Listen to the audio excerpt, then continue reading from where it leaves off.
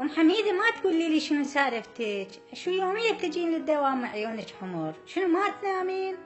أوف لا تفتقين جروحي، ليش خير حبيبتي؟ صارت تقريبا سنة ما نايمة مثل الأوادم، أبو حميدة شوخرة بشكل مو طبيعي، خلي قطن بذانك، جربت وما فات، يعني الشقيرة هالشكل قوي؟ خلي أحكي لك السالفة باختصار.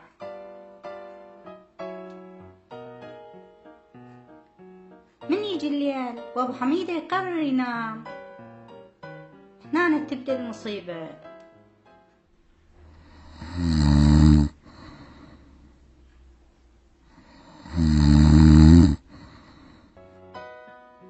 وأنا ظل لازمة واجب للصبح،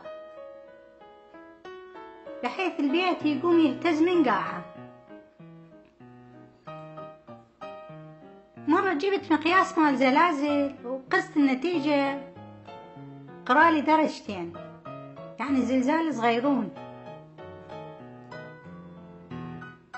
خطية جوارين الآمنين من ورا شخير أبو حميدة كلهم عرضوا بيوتهم للبيع، بس ما حد اشتراهن.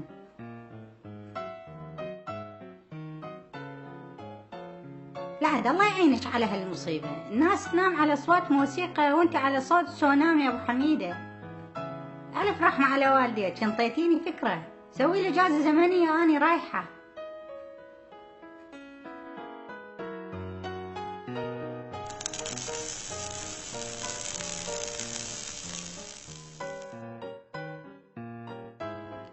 هسه ما بقى غير بس أجرب الجهاز.